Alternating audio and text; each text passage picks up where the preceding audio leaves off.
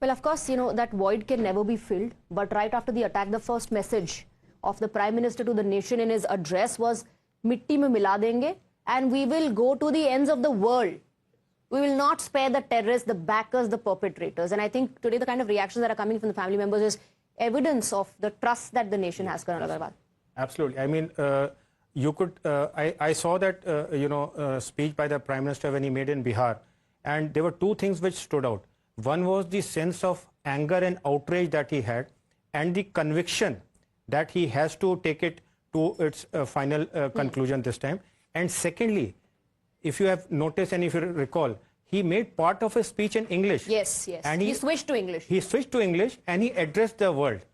And why? Because some nations are notorious in, translating and interpreting it wrongly. So he said there is no way that there can be any translating or interpretation or mistake. And his last sentence was, "till the end of the earth." So, that conviction, anger and outrage was very clear on day one. It took time for these things to evolve.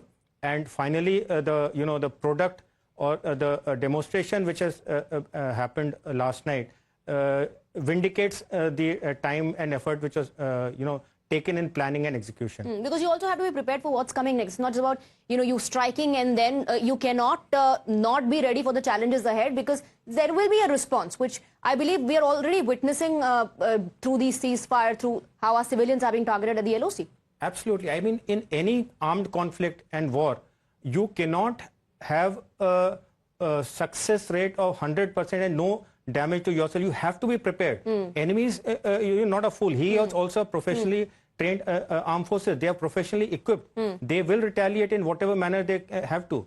So, as in the armed forces, the nation also has to be prepared to accept damages and casualties when war breaks out. Absolutely. And on the line of control, it had been happening for last 12 days, but it has intensified to a great extent overnight. And I've seen some visuals of how the Pakistani bunkers have been blasted off across the LC. There are punitive strikes that are taking place through, direct firing missiles to the artillery, and Pakistanis are being battered. Yes, obviously, like I said, our civilians on the are being impacted as well. Right. Impacted. Sir, I just want to interrupt you, because as we speak, there are some breaking developments coming to fore, and we are constantly updating that information on the screen. After Operation Sindoor, these are the developments post that. First time after Operation Sindoor, this is what transpired. India reached out to countries like Russia and China, and the NSA, Ajit Doval, spoke to Russian and China counterparts. That's what we're given to understand. So this is before, in fact, this action also. I think we have Pradeep Datta, if I can go to him. Pradeep, before the precision strikes as well, foreign diplomats were being continuously briefed. And now after the precision strikes, after Operation Sindoor, we're given to understand that the NSA, Ajit Doval, spoke to Russia, China, and diplomatic advisor to French President Emmanuel Bon. Yes, you rightly said that before this precision strike, India was in touch with the ambassadors of the different countries, and already an envoy were called. And the idea was basically India was trying to build the global opinion in its favor, and was trying to tell that why it is really important for India to defend itself and carry out attack, because they tried to show them the proof that they were having. Now, after the strike, once again, India has got in touch with all these people, trying to tell them, see, they did not target civilians, they did not target military, because they never wanted to climb on the escalation ladder. They only targeted terror infrastructure, and everybody knows, because those who are dealing with Pakistan, they know that this Muridke headquarter had been the Lashkar Toiba's terror den, and from here David Coleman Headley as well as Ajmal Kasab were trained. Those who had been knowing, those who have designated this person Masood Azhar as global terrorist, they know that Bawalpur had been one of their nerve center from where they used to operate, and this is from this place they planned several attacks, whether it was a parliament attack, whether it was Nagrota attack, whether it was Pathankot attack, whether it was the Pulwama bombing. So from here they used to plan with the help of Rawalpindi headquarters and inter-service intelligence. But now that has been raised to rubble. So the world has been conveyed by India. So why it was really important? Because they never wanted any kind of a collateral damage. That's one of the reasons they did not cross line of control or international borders. They simply tried to hit those terror den with precision, because that's their right.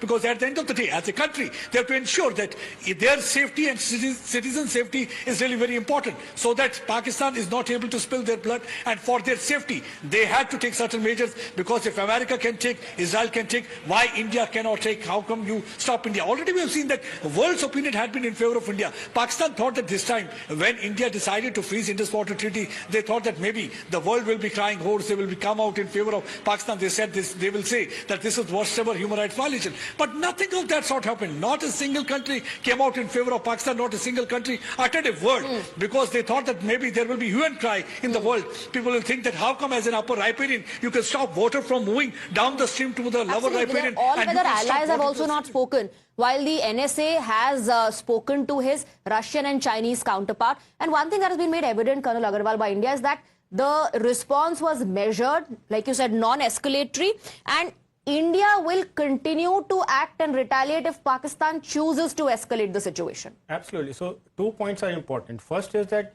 India has struck only known, designated and identified terror infrastructure and camps. So no civilian, no military has been touched. So now how does Pakistan retaliate? We don't have any terror infrastructure or camps in our country. So what is that they are going to target?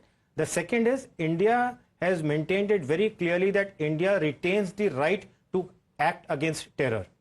And for that, whatever measures have to be taken, whatever means have to be taken, they're important. One more point, because we are talking about the diplomatic issues, you know, earlier what used to happen, especially before 26/11, Pakistan used to go running to the Arab countries and they used to, you know, extend solidarity and support to Pakistan. However, what has happened in last about 10-12 years, especially after Uri, Pathankot, you know, Pulwama, etc., they are not getting any support from the Arab world. The fact that among the 5 nations that India spoke about Operation Sindoor, 2 were Saudi Arabia and UAE. Yes. You know, speaks volumes about it, that how isolated Pakistan is. And I'll recall one more incident of 2019 when Saudi Crown Prince Mohammed bin Salman was supposed to come to India. Normally, they used to come via Pakistan or go back via Pakistan to Saudi Arabia. That time, India made it clear, you will come directly from Saudi Arabia to India and go back. And again, it was one of the indicators that, you know, Pakistan does not enjoy the unconditional solidarity as a Muslim nation from very powerful and influential Arab countries. Absolutely. In fact, Pradeep, if Pakistan today is isolated, it is because of its own acts of supporting terror, of providing a safe haven to terrorists. And if India today is in a position where it has this support and messages of solidarity pouring in, is because we worked on those diplomatic relations.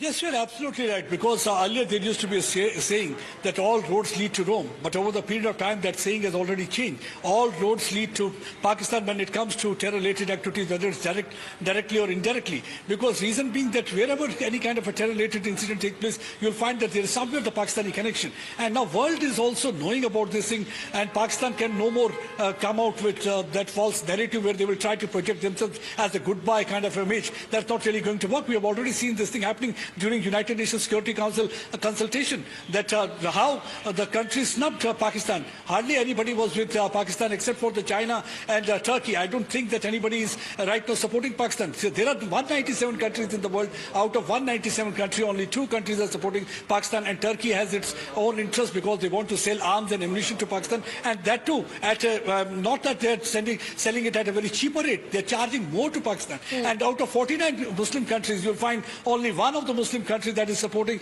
or 1 or 2 countries like Turkey as well as Bangladesh. But no else is supporting Pakistan at this stage. Reason being that they know that this country is always moving with a begging bowl, because you always love to be with a country that is really telling a good story, and they have hardly anything good to tell, because either they have beggars to send to the Saudi Arabia, and or they are moving themselves with a begging bowl, asking for more penny. And this time we have seen that how they were begging for peace, calling their allies, knocking at different doors, trying to tell them to Pradeep, convince that India. Reminds me of what their army chief said when he differentiated between Hindus and Muslims and said this is how different Hindus and Muslims are. This is the difference between India and Pakistan.